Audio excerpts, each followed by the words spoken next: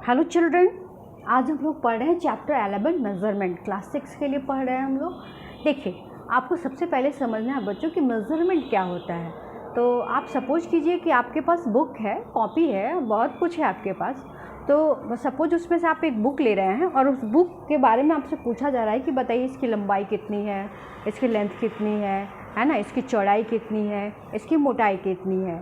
तो ये 3 question suppose कीजिए कि आपसे राइज किया गया। तो ये आप कैसे निकालोगे? मेज़रमेंट के थ्रू निकालोगे। मतलब आप उसका लंबाई के लिए आप क्या करोगे कि या तो स्केल लोगे, नहीं तो अपना जो अपना हैंड स्पैन है या फिर क्यूबिट। ये सब तो ओल्ड मेथड है, हालांकि ये सब नहीं यूज करते हैं आजकल के बच्चे या हम सभी। मतलब हम लोग जानते हैं कि ये सब पुराना मेथड है बस। तो आप मेज़रमेंट के लिए स्केल लेंगे, फिर उसको मेज़र करेंगे, फिर बताएंगे कि 10 सेंटीमीटर इसकी लंबाई है, 7 सेंटीमीटर इसकी चौड़ाई है। तो इसी को मेज़रमेंट कहते हैं। आप एक्ट कर रहे हैं ना, आप कुछ ना कुछ तो कर रहे हैं उसकी लंबाई चौड़ाई निकालने के लिए। That is called measurement. आप उस बुक की लंबाई चौड़ाई जो भी हो, मोटाई हो, उसका आप एक डाटा निकाल रहे हैं ना, उसका एग्जैक्ट उसका आप डाटा निकाल रहे हैं ना। तो इसको क्या बोलेंगे आपके शब्दों में, मतलब आम भाषा में इसको बोलेंगे क्या? मेज़रमेंट। मेज़रमेंट का तो आपको दिया ही हुआ है कि क्या इसका डेफिनेशन है बुक में, है ना। To fix no quantity use to measure something is called a unit of measurement. ठीक है, तो आपकी भाषा में मैं बताऊं कि मेज़रमेंट क्या है। मैंने बताया कि मेज़रमेंट क्या है। देखिए, पहले के टाइम में मेज़रमेंट के लोग अलग अलग मेथड टेक्निक अपनाते थे। तो उस पर से मैंने बोर्ड पे कुछ ड्रॉ किए हैं। सपोज कीजिए कि मैंने इस फिगर को ड्रॉ किया और मैंने ये बताने की कोशिश की है, जैसे हमारा ये छोटी फिंगर लिटिल फिंगर है, ये हमारा पहला जो यहाँ फर्स्ट फिंगर है। तो इसकी और इसके बीच की जो लंबाई है ना, उसको हैंड स्पैन कहते हैं। पहले के लोग ऐसे ही यूज किया, मतलब लंबाई को मेज़र करने के लिए यूज करते थे। दूसरा मेथड था कि एल्बो से लेकर और जो ये बड़ी वाली फिंगर होती है ना, मिड फिंगर जो होती है ना, वो सबसे लंबी फिंगर होती है हमारे पांचों फिंगर्स की, है ना। तो यहाँ से लेकर और मिड फिंगर तक की लंबाई को, है ना, क्यूबिट कहते हैं। उसी तरह ये फिट का भी कुछ यहाँ पे मेथड है। जैसे आप चल रहे हैं तो एक कदम और 2 कदम, मतलब एक कदम चले और दूसरे कदम के बीच की जो लंबाई हुई, उसको क्या कहा गया? उसको फिट कहा गया, है ना। तो इस तरह से उसको पेस कहा जाता है। जनरली हम लोग बोलते हैं कुछ और, लेकिन उसको पेस कहते हैं। आपके बुक में दिया हुआ फिगर में, है ना। ये सब क्वेश्चन इंपॉर्टेंट है, आप लोग इसको पढ़ लीजिएगा। तो ये सब ओल्ड मेथड है मेज़रमेंट के, ठीक है। तो इस मेथड को क्यों, मतलब आज के टाइम में हम लोग कैरी क्यों नहीं करते हैं? क्योंकि देखिए बच्चे, जितने मतलब ह्यूमन बींग्स होते हैं उसमें कुछ ना कुछ डिफरेंसेस पाया जाता है। ये नेचर का ही रूल है। जैसे कोई 5 फीट है, कोई 5.5 फीट है, कोई 6 फीट है, एक्सेट्रा एक्सेट्रा। उस हिसाब से उसके हाथ की लंबाई भी अलग अलग होगी। उस हिसाब से हमें एक्यूरेट डाटा तो नहीं मिला ना, एक्यूरेट मेज़रमेंट तो हमें नहीं मिला ना। तो इसलिए ये सब जो भी मेथड्स थे, है ना, उसको धीरे धीरे लोगों ने छोड़ दिए यूज करना। और उसके बाद से न्यू मेथड, साइंस जितना आगे डेवलप करता गया, न्यू मेथड टेक्निक्स आते चले गए।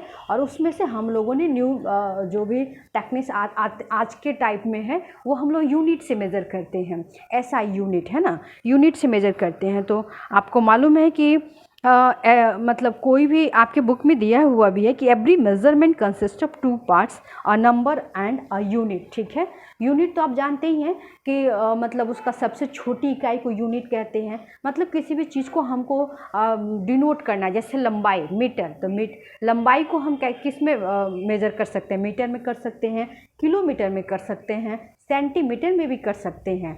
तो अब बात आती है कि किसको किस में किया जाए, सेंटीमीटर को कब हम यूज करें, किलोमीटर को कब यूज करें, एक्सेट्रा एक्सेट्रा। तो इन सब को प्रॉब्लम को सॉल्व करने के लिए हमारे पास यूनिट का ये हुआ, है ना। यूनिट मतलब तय की गई कि स्मॉलर यूनिट क्या होना चाहिए, बिगर यूनिट क्या होना चाहिए, एक्सेट्रा एक्सेट्रा। तो जैसे देखिए, बिगर यूनिट के लिए किलोमीटर, जैसे आपको दिल्ली टू मुंबई के बीच के डिस्टेंस पता करना है, उतना तो मेज़र करना मीटर से, स्केल से नहीं संभव है। तो उतनी बड़ी दूरी को मेज़र करने के लिए क्या करते हैं हम लोग? किलोमीटर का यूज करते हैं। और यहाँ पे मैंने मेंशन किया है कि 1 किलोमीटर में कितने होते हैं? 1000 मीटर होते हैं। ये सब आप जानते होंगे। 1 मीटर में 100 सेंटीमीटर, 1 इंच में इतना 2.5 सेंटीमीटर, एक्सेट्रा एक्सेट्रा। फिट में फिर कितना होता है? ये सब बहुत कुछ दिया हुआ है। आपको मैथ में भी भी पढ़ना है, थोड़ा मोड़ा आपको साइंस के इस चैप्टर में भी दिया हुआ है। तो खैर, तो कहने का सेंस है कि आपको जहाँ बड़ी दूरी मेज़र करना हो वहाँ आप किलोमीटर यूज करेंगे, है ना। तो किलोमीटर बड़ी दूरी का क्या हुआ, ऐसा यूनिट हुआ, है ना। उसी तरह से मीटर हम लोग कपड़ा, पाइप, है ना, एक्सेट्रा, छोटा छोटा जहाँ मेज़रमेंट करना होता है, बहुत बड़ा भी नहीं और बहुत छोटा भी नहीं, तो बीच वाला हम लोग यूनिट यूज करते हैं, मीटर का यूज करते हैं। तो इस तरह से हमारे पास मेजरिंग यूनिट्स है ना। International system of the unit में इसकी ज़रूरत इसलिए पड़ी बच्चों, क्योंकि सपोज कीजिए कि हम इंडिया में रहते हैं, बाकी अदर कंट्रीज़ भी हैं, तो उस कंट्री में मेज़रमेंट के क्या कुछ अलग टेक्निक है, हो ही सकते हैं ना। जैसे हमारे यहाँ जैसे क्यूबिट है, हैंड स्पैन है, जैसे फिट है, या फिर पेस बोलिए, एक्सेट्रा एक्सेट्रा है। तो हो सकता है उन लोगों ने भी कुछ इस तरह का मतलब कुछ अपना टेक्निक या फिर कुछ अपना अपनाया होगा मेथड, जिसके द्वारा वो लोग पहले मेज़र करते होंगे। जब ये न्यू जो टेक्निक्स है नहीं डेवलप हुआ था, तब वो लोग करते होंगे। तो और आज के टाइम में भी तो सपोज कीजिए कि हर कंट्री की पढ़ाई की मेथड अलग होगी, मेजरमेंट की मेथड अलग होगी, तो हम तो समस्या में पड़ जाएंगे ना। तो इन सारे प्रॉब्लम्स को सॉल्व करने के लिए, है ना, एक मतलब स्टैंडर्ड यूनिट बनाया गया, international system of the unit बनाया गया, है ना। और उसमें ये तय की गई, है ना, कि मतलब वो एक यूनिट तय की गई। जैसे यूनिट का मतलब 1 kilometre is equal to 1000 metre, 1 metre is equal to 100 centimetre. और इस तरह के यूनिट को सारे लोग मतलब मैक्सिमम कंट्री क्या करते हैं, इसको फॉलो करते हैं, ठीक है। तो ऐसा unit of the length is the metre which is written symbolic as M, है ना। इसको एम में मैंने यहाँ पे लिखा हुआ भी है। जैसे किलोमीटर का सिम्बोलिक ये क्या यूनिट क्या है, किलोमीटर। मीटर का सिम्बोलिक ये यूनिट क्या है, मीटर। उसी तरह इंच, एक्सेट्रा एक्सेट्रा। तो ये सब आपके टेक्निक्स हैं जिसके द्वारा मेजरमेंट किया जाता है, ठीक है बच्चों। अब नेक्स्ट टॉपिक आपके बुक में ये दिया हुआ है बच्चों, ये position of the I and placement of ruler. Ruler means scale. Suppose कीजिए आप अपने बुक का लेंथ निकाल रहे हैं, तो लेंथ निकालने के लिए रूलर को या स्केल को एकदम सीधा रखेंगे, कॉर्नर टू कॉर्नर क्या करेंगे, मैच करेंगे। उसके बाद उसका लाइन ड्रॉ करेंगे, और उसके बाद आपने बताएंगे कि ओके इसकी जो लंबाई है वो 5 सेंटीमीटर है, 3 सेंटीमीटर है, 7 सेंटीमीटर है, एक्सेट्रा एक्सेट्रा। और जिस समय आप स्केल को प्लेस करेंगे, रखेंगे लाइन ड्रॉ करने के लिए, या कुछ और भी आप बना रहे हैं, रेक्टेंगल बना रहे हैं, ट्रायंगल बना रहे हैं, कुछ भी बना रहे हैं, तो उसके लिए जब आप रखेंगे मेज़रमेंट के लिए स्केल रखेंगे कि आपको 3 सेंटीमीटर लंबाई लेनी है, 5 सेंटीमीटर उसकी ऊंचाई लेनी है, एक्सेट्रा एक्सेट्रा। तो आपका आई का पोजीशन कहाँ होना चाहिए, ठीक स्केल के ऊपर, जहाँ आप लाइनिंग आपको खींचना है ना, जहाँ से लाइनिंग। सपोज कीजिए कि फिगर मैंने एक बोर्ड पे ही बनाया है कि मान लीजिए कि ये स्केल जो है ना, ये वर्न आउट है, ये यहाँ पे डैमेज है, टूट गया है, और आपको इसके बावजूद भी इसमें आपको मेज़रमेंट करना है। तो मान लीजिए कि करना है, तो आपने 2 से प्लेस किया है ना, ये वर्न आउट है, जहाँ से सही है वहाँ से आप रखें, तो 2 से आप रखें और 6 तक गए, आपको 4 सेंटीमीटर की मेज़रमेंट करनी है, ठीक है। तो नो प्रॉब्लम। तो यहाँ से यहाँ आप डॉट दिए, यहाँ डॉट दिए, और आपकी आई की पोजीशन क्या है, ठीक इसके ऊपर है ना, 2 के जस्ट ऊपर, स्केल के ठीक ऊपर है ना। तो इस तरह से आई का प्लेसिंग होगा। तो ये तो बहुत सिंपल है, आप लोग करते रहते हैं एक्टिविटी बहुत सारा, ये सब तो आप जानते ही हैं।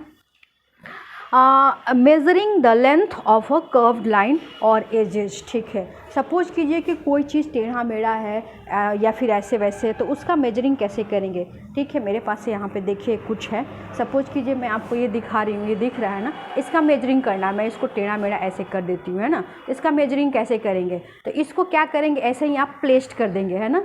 आप इसको रखेंगे और इसी तरह से टेढ़ा मेढ़ा क्या करेंगे, पिन लगा के, है ना, इसको ऐसे ही रख देंगे। और उसके बाद से चारों तरफ से, है ना, इसके चारों तरफ से क्या पिन लगा के रख दिए, और उसके बाद से आप थ्रेड ले गए, धागा लेके मेज़र किए, और उसके बाद से जब धागा आप खोलेंगे तो इसकी मेजरिंग आपको आ जाएगी, कितनी सेंटीमीटर ये लंबी है। तो ये भी आपके बुक में दिया हुआ, बहुत ईजी है, आप करते भी हैं ये सब एक्टिविटी, ठीक है। इस तरह से डिफरेंट थिंग्स का मेज़रमेंट हम लोग लेते हैं। नेक्स्ट दिया हुआ है measuring time, measuring mass and measuring time, ठीक है। The SI unit of the mass is the kilogram, ठीक है। तो अभी हम लोग डिस्टेंस को मेज़र कर रहे थे तो किलोमीटर में कर रहे थे।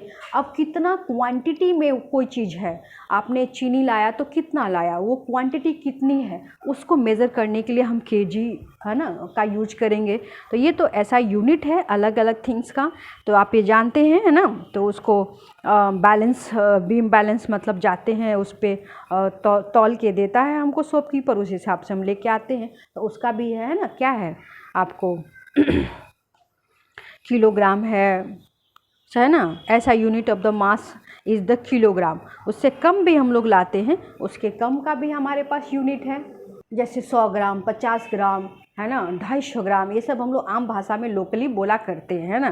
तो ये सब क्या है, मतलब क्वांटिटी को मेज़र करने का यूनिट है, ठीक है। पेंडुलम क्लॉक, पेंडुलम के लिए आपके पास, मैं आपको दिखाने के लिए मैं कुछ रखी हूँ। जैसे देखिए, ये हमारे पास एक नॉब मैंने लिया है और इसमें मैंने इसको धागे में, यहाँ पे देखूँ मैं आपको विजिबल है कि नहीं, एक सेकेंड, आपको विजिबल है बच्चों, ठीक है। मैं इसको बोर्ड पे प्लेस करती हूँ, यहाँ पे देखिए। अब सपोज कीजिए कि ये सेंटर में है ना, ये यहाँ पे ये सेंटर में है, ये नॉब क्या सेंटर में है। अब यहाँ से ये यहाँ आएगा है ना, यहाँ से यहाँ आएगा, सपोज यहाँ आया और फिर यहाँ से यहाँ तक जा सकता है मैक्सिमम, यहाँ आया। तो यहाँ से यहाँ तक की दूरी को क्या कहते हैं, वन ऑसिलेशन है ना। या सपोज कीजिए ये A है, मान लीजिए मैं इसका 1 नाम देती हूँ, इसका 2 और इसका 3। तो यहाँ 1 से लेकर 2, 2 से फिर 1 और 1 से फिर 3 बैक जाके फिर 1 पे आया, अपने मिड पॉइंट पे आया, तो that is called one oscillation. ऐसे आप लोग खेलते रहते हैं ना, ऐसे आप लोग खेलते रहते हैं ना। तो ये ऑसिलेशन मतलब इसी के आधार पे जो घड़ी हम लोग पहनते हैं ना, इसी के मतलब मेथड पे, टेक्निक पे ये घड़ी का इन्वेंशन हुआ है ना। पेंडुलम क्लॉक के बारे में आपको साइंटिस्ट के बारे में दिया गया है कि किन्होंने टू एंड फ्रो भी कहते हैं बच्चों इसको, गैलीलियो ने इसके बारे में बताया। देखिए मैं यहाँ रख रही हूँ और सपोज कीजिए कि यहाँ से यहाँ गया और यहाँ टू एंड फ्रो, मतलब यहाँ से यहाँ तक जाएगा ना, that is called to and fro, to and fro. And ये यहाँ से लेके यहाँ तक मिड में आते आते जितना बार जाएगा उतना ऑसिलेशन। तो कहता है कि वन ऑसिलेशन में वो 1 सेकेंड लगता है ना।